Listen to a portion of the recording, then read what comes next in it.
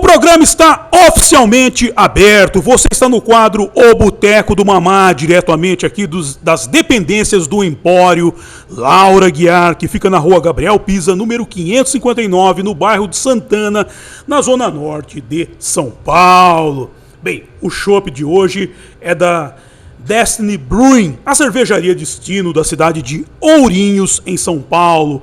E seu nome é Full Idaho. Um Session IPA. Bem, o Session IPA é uma IPA de fresco, dado que é feito com um ABV e um IBU mais ameno. E, por causa deste tom mais abrandado, ele foi alcunhado de Session, que vem de Drink Session, sessão de bebedeira ou cervejada. Tudo porque, antes do século XVIII, já existiam cervejas mais leves, dado que, à época, nas fábricas britânicas, os operários dispunham de um intervalo mais longo na hora do almoço, o qual era alcunhado de Drink Session. Também tinha e ainda tem o Lunch Pint, ou a cerveja do almoço, que se baseia em tomar uma geladinha, só uma, ao término do almoço, só para finalizar. Assim, você almoça e aí você sai para tomar uma saideira. Só uma, não é para exagerar. Contudo, durante a cervejada, eles tinham que ingerir uma cerveja que fosse leve e refrescante, com o fim de voltar ao trabalho em condição de lidar com a labuta. E aqui é interessante pegar essa coisa da Inglaterra, que lá eles têm essa cultura mesmo. O almoço ele é mais longo do que aqui no Brasil. Tanto é que aqui no Brasil fala que o cara come que nem pato. Quem trabalha, você sai, o pessoal engole tudo. É que nem somente quem trabalha em banco, que não tem tempo. E essa sessão de almoço, que é chamada de drink session, o pessoal saía, ficava bebendo, tinha gente que exagerava. Claro, aí tem aquilo que chama o cidadão ser fraco ou forte para cerveja. Tem cara que toma um copo e solta as frangas. Tem outro que bebe os 10 e pode beber mais 10 que não acontece nada. Como é o caso de algumas pessoas que eu conheço, em geral, esse aqui que vos fala. E nessa sessão de drink session, essa sessão de cervejada aí do almoço, que, por exemplo, surgiram os Beatles. Não sei se vocês conhecem a história, os Beatles, quando surgiram em Liverpool, eles tocavam no Cavern Club. Mas eles não tocavam à noite, eles tocavam na hora do almoço. Toda a sessão de rock era feita, eles eram a banda residente do Cavern e tocavam sempre na hora do almoço. Por quê? Porque a hora que o pessoal saía, tinha um tempo maior e comia, bebia e assistia um show de rock. Tanto é que a história do Brian Epstein, quando a menina vai à loja de discos da família Epstein e pergunta, tem disco dos Beatles?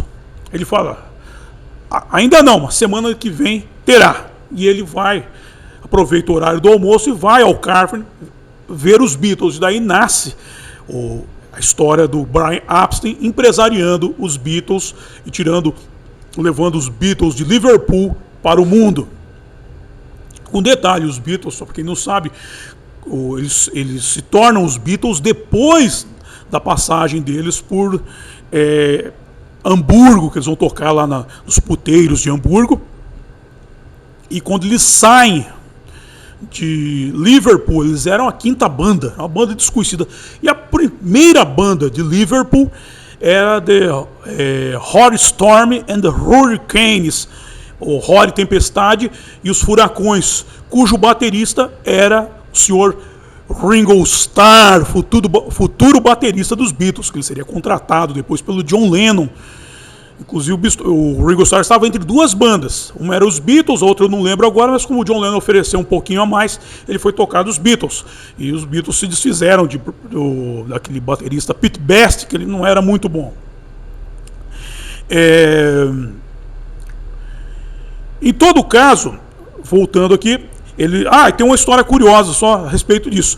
Quando eles saem de Liverpool, eles são a quinta banda de Liverpool. Quando eles voltam, eles são a primeira banda de Hamburgo. E até tem uma cena curiosa que eles retornam a Liverpool como uma banda alemã. E tem uma cena curiosa que a menina vai falar com o George Harrison, pedir um autógrafo e fala, pô, cara, você fala inglês bem demais para um alemão. E o George Harrison fala, eu tô aprendendo. Voltando aqui, em função disso, como eu falei, as cervejas elas tinham que ser leves e refrescantes para o cara não ir para a fábrica e começar a fazer umas loucuras, perder um dedo aí, como certos vagabundos fizeram aí, que tem uns vagabundos que fiam o dedo no torno, sabe, para fugir do emprego e fica falando que era trabalhador. Em todo caso, em 1830, a cerveja do tipo Middle Ale, cerveja jovem, dado que não maturava, se tornou uma das mais consumidas da Inglaterra, conquanto que, em 1860, ela passou a disputar a preferência dos peões com a Ordinary Bitter, a comumente amarga. Parece a descrição daquela mulher, sabe aquela mulher gostosa, bonitona, tal, a rainha da rua, que começa a envelhecer, se ela começa a perder a graça e ela perde o posto de gostosa para uma novinha. Aí ela fica amargurada, ela se torna uma comumente amarga. Gente. Isso por causa, no caso da Ordinary Bitter, a cerveja, por causa da sua amargura e não por ser uma baranga. Ela passou a agradar aos paladares mais populares. Se bem que o cidadão popular aí, ele gosta de uma baranga. Então, tem um lá em Santos, cara, eu não vou nem falar aqui, mas o pessoal sabe quem é. Homem, você acha o dono da cocada preta, mas anda com cada baranga, bicho. Pelo amor de Deus, dá até medo. Só ando com mulher, pô. Então, um dia eu pergunto, um dia eu até briga, pergunto, isso é mulher mesmo? Isso aí na minha rua tem outro nome. Ademais, agora voltando, isso foi no passado. E aí, só voltando à questão da cerveja mais leve, que eu falei num dos programas que, por exemplo, que eu tenho a história da IPA, do surgimento da IPA, que uma das lendas é que ela seria uma stout. Stout é uma cerveja mais leve, e ela teria sido acrescida de mais lúpulo e álcool para ser importada para a Rússia, para a corte de Catarina Grande. Seria uma cerveja desse tipo. Não é a que eles bebiam, que a stout ainda é pesada para o paladar do trabalhador. E não confundir com a porter, que a porter era para os operários que trabalhavam na fábrica de cerveja, que depois do expediente, o que sobrava da cerveja era dado para eles levarem para casa, que porter, a palavra porter é carregador, o significado é carregador. Então, os carregadores, que ficavam levando barril para cá, barril para lá, ao fim do expediente podiam levar o que sobrava das geladinhas para casa e se tornou uma deliciosa cerveja. E tanto essa coisa é curiosa do que sobrava. Que, por exemplo, hoje, para você comer camarão, comer lagosta, é uma fortuna. E essa cultura do camarão e lagosta surgiu em Nova York, porque quando eles faziam o arrastão, puxavam a rede de pesca, vinha muito camarão e lagosta, e só eles não se utilizavam porque a carne dele é pequena, e era dada essa carne para os pescadores. E aí o pessoal o pessoal dos botecos que faziam sopa, faziam comida para o pescador, a desenvolver esses pratos aí para os pescadores. E alguém provou e falou, pô, esse negócio é bom, hein, meu? É bom. Ou seja, uma comida que ia pro lixo, hoje é vendida a preço de ouro. Só para ter uma ideia. Contudo, esse conceito session, com o tempo ele passou a ser esquecido. Claro, em função das leis trabalhistas, tal. O funcionário já não podia chegar mamado no trabalho. Dava de demissão por justa causa e coisa e tal. E aí esse conceito session acabou um pouco esquecido. Menos o outro que eu falei para vocês aqui, como é que chama mesmo aqui? O lunch pint. Aquela cervejinha final, a saideira antes de voltar para o trabalho. E depois eles criaram o happy hour, né? O happy hour, alguns chamam a happy hour, chamam no feminino, não sei porquê, é o happy hour. É a hora alegre, que a turma sai do trabalho e vai matar a saudade no boteco. Contudo, esse movimento, esse conceito Session, ele ressurgiu em 2010 nos Estados Unidos, dentro do movimento Craft Beer, movimento da cerveja artesanal. O modismo que começou nos anos 1970 e se expandiu a partir de 1978 com a legalização da produção caseira de cerveja, dado que em 1919 a produção era proibida. Assim, em função da lei seca, se proibiu toda a produção etílica nos Estados Unidos. Aquela lei seca lá que se estendeu até 1933. Pegou a época da depressão, tanto é que foi o período de maior índice de suicídio nos Estados Unidos. Tem até aquele filme que chama Cibiscuit, do cavalo, que eles iam correr no México, inclusive o pessoal, quem tinha condição, ia para o México para poder tomar uma geladinha, tomar uma dose, que o negócio estava bravo, uma depressão desgraçada, uma crise financeira, e o cara nem podia tomar uma cerveja com isso.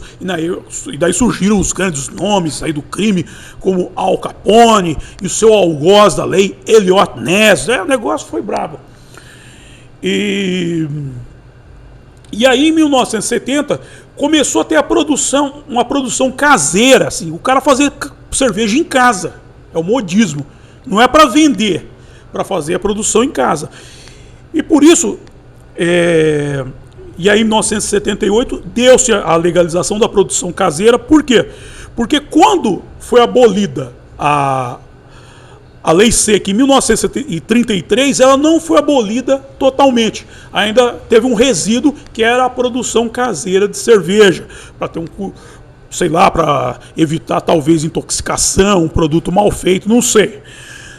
Todavia, em 14 de outubro de 1978, o presidente Jimmy Carter liberou a sua fabricação caseira ao sancionar a lei HR 1337, proposta pelo deputado Bill Steiger. De qual partido ele é? Fala para mim. Não, do Partido Republicano, gente. São sempre os republicanos que estão ajudando a humanidade a evoluir.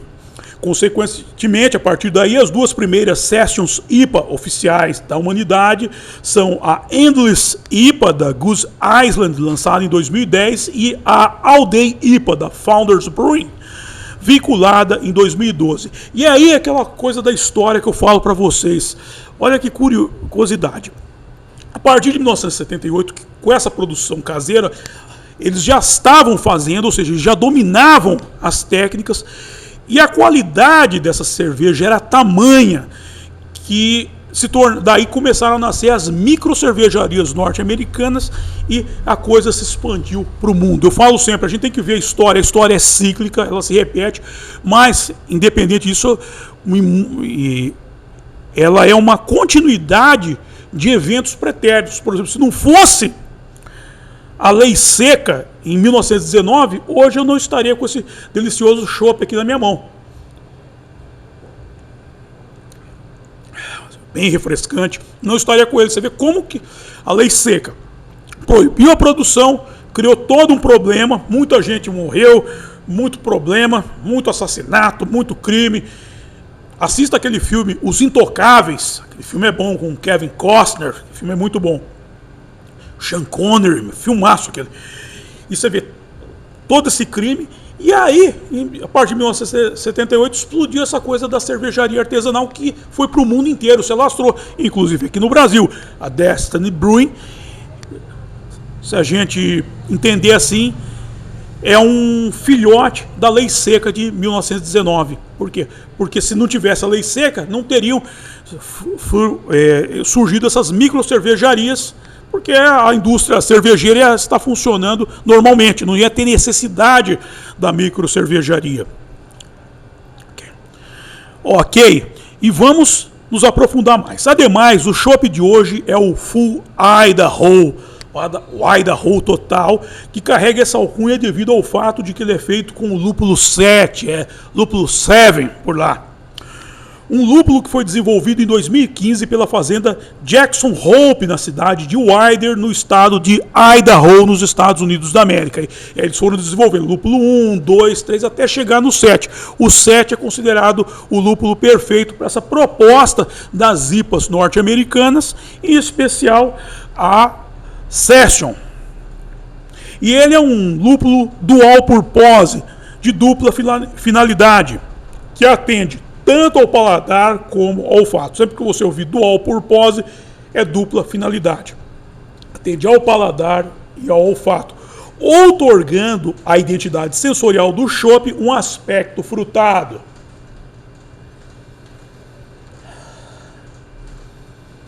Realmente ele é bem frutado. É um frutado gostoso, hein, cara?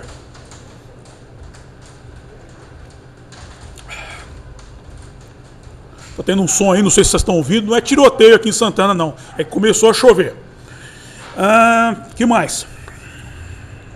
Todavia, o IBU, a Unidade Internacional de Amargor, é de 27, moderado, e o ABV, o teor alcoólico por volume, é de 4,5%, também moderado. Ou seja, é um chopp para quem gosta de uma conversa fiada, para quem não tem hora marcada.